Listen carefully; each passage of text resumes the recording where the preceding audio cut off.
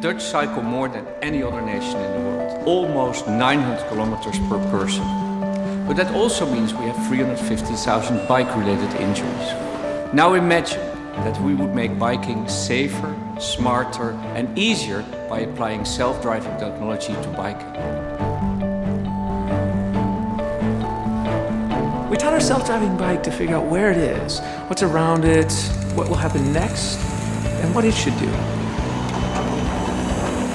We leaned on Google's expertise in self-driving cars, but we had to adapt the technology to work on a bike.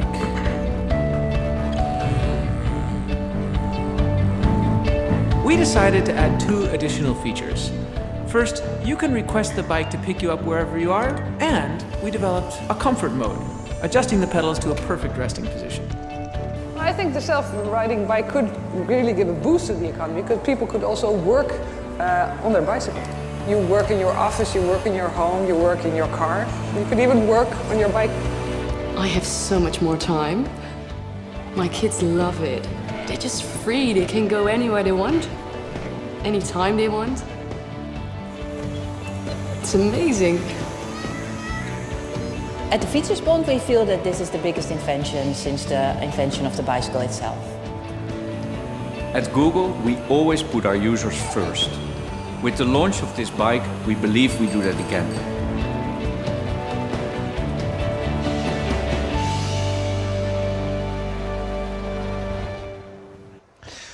Welcome to the City of the Future, ladies and gentlemen. It is my pleasure to be here this evening and to take you on a little journey from a Swiss perspective on where the City of the Future is heading.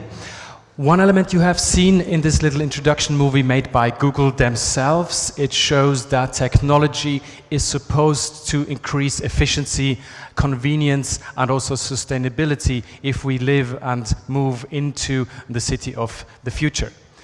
Now, of course, it was with a little joke because it was presented on April 1st, so you shouldn't expect self-driving bikes anytime soon.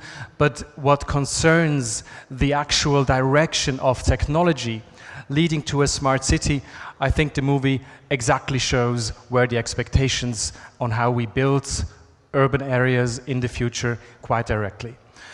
Currently, we're moving into the age of smart infrastructure driven by different technological approaches, from drones that help us getting a better understanding and making city planning much easier. We have some crazy ideas from the Silicon Valley about new transport systems using tunnels rather than roads with very obvious advantages.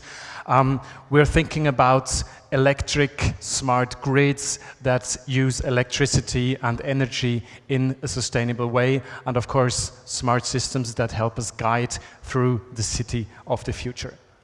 Again, this leads to a disruption of how we plan and how we build cities, and of course also how we use them. I think it's not wrong to say that there is currently a huge expectation about radical changes coming ahead with all these technological advantages, pathing the way to away from standardized to, as we've heard before, a human-centric city. At the same time, if we look at all these inventions and ideas, there are moments when we think, you know, is that really going to happen? Can that actually be true? And The Economist had a very similar point in their relationship to innovation when they were asking people on one of their cover magazines whether we would actually ever invent something as useful and innovative ever again, such as a toilet. And you will probably understand the question if we go back to the actual meaning or the actual understanding of innovation, which is not a technology. Innovation takes place if somebody, a human being, a client, the society, if they really like this solution. So you could imagine living in different houses. A house number one, equipped with the latest technology. You have the CEO of Apple presenting you iPhone 11. You have the highest bandwidth that you can imagine. The only thing you don't have in this house is your own toilet. So you need to go to the forest. House number two, you don't have any technology. You have no internet, you have no wireless devices. You also have to go to the forest, but to fetch some wood to make a fire, but you have your own toilet. And if you have to decide in which house you would actually live, you would probably come to the conclusion where the true innovation actually lies. And this is exactly the starting point for my presentation this evening, that is aimed at looking into the whole smart city debate in a broader understanding. We believe that in order to build a truly smart city, we need much more than just technology. Of course, technological solutions are paving the way for, as said, more efficiency and also more convenience. But alone, it will not do the job. And I will use the rest of my time to explain you why. Before I do that, I would quickly like to explain who we are, who I am. I'm from W.I.R.E, which is a think tank based in Zurich, founded about 10 years ago in London. We engage with the future, but we are not futurists. We do not believe that we can predict what's happening. But we believe that we can take better decisions if we look at, on the one hand, of course, technological developments, but embedding them into a social context, looking at demographic changes as an important precondition on where innovation actually will take place, and then of course not forget political or regulatory frameworks. So from this broader perspective, we believe that we are quite good in having an understanding on where things are going. So that means on the one hand being open, being very systematic about engaging with the future. We have an early detection system where we analyze hundreds of single innovations and we transform that basically into landscapes of innovation, which are then used as strategic tools for companies, for cities, or for universities in order to expand the horizon of their planning. Now again, let's start with what we know, which is a lot, but also a lot of things that you, of course, already know. We know that we have challenges around urban living, mobility, logistics, and sustainability, based on the fact that large cities, small cities are growing. We have an urbanization taking place all around the world with new potentials, but as you've heard before, with some limitations that you can see in this video, which basically shows us the challenge of hosting more people in a city infrastructure. We currently think about condensed living and smaller apartments, but at the same time, this takes a lot of willingness of people to change the way on how they actually live, and it takes a lot of changing values to actually live in this sharing economy. Now some things might be quite convenient, whereas others probably are less. Again, in order to find solutions, we need technological perspectives, but it has to be embedded in a social context. If we look at the key developments that we are being offered from digital technologies, it's 4 key elements that we have identified in a study, 4 functions that will allow us to optimize the way on how we build and how we live in the future urban environment. It's first of all interlinking. So that means people can be linked to other people. These are social networks. It allows us to build communities, to find people who we live with, or to find people on how we share things.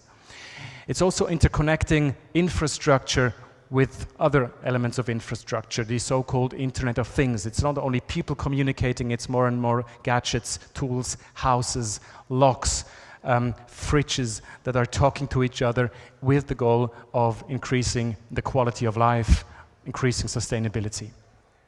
We can virtualize, so meaning we don't necessarily need to travel with cars through cities and being stuck in traffic. We could also have met in a virtual environment. For many reasons, you all came here in physical shape, but still a lot of possibilities that we can use, where we can use virtualizing technologies to plan and to live in cities. It is about the potential to automate, something that we've been doing in every industrial revolution, so basically nothing new, but the horizon of things we can automate is expanding, and that, of course, looking at mobility, for example, very obviously leads to new potentials. And then there's the potential to realize, so we have new technologies to build 3D printers that have been used to build new houses or actually furniture. And of course, you can build a real estate company with nothing more than a laptop.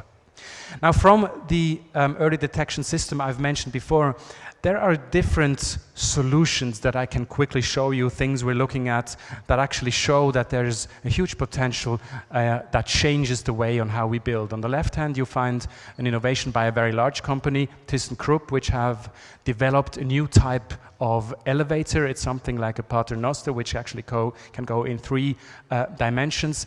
This is leading to completely new possibilities on how we actually build large buildings, because the elevator can go up, it can go horizontally, it can go vertically, and with that allowing new forms on how we live. At the same time, mentioned before, and you know that from many examples, there are 3D printers. Here is an example from ETH in Zurich that is allowing us to build completely new shapes, things that have not been possible in the past. It's also leading to smart living. For example, with not only digital technologies, but also here some parts planned with intelligent software, where we use new concepts, how we can live in less space, increasing the density, similar to the video that you've been seeing before, but hopefully a bit more convenient. Then, of course, other technologies that help us to have a much easier life. For example, a rendering of a robot that once in the future could be used, that help you to prepare the food you like best, and at the same time not standing in the kitchen, but actually spend time with your friends or with your children. Again, increasing efficiency, convenience. Or here is an example from a Japanese motor company. They were looking for their core potential.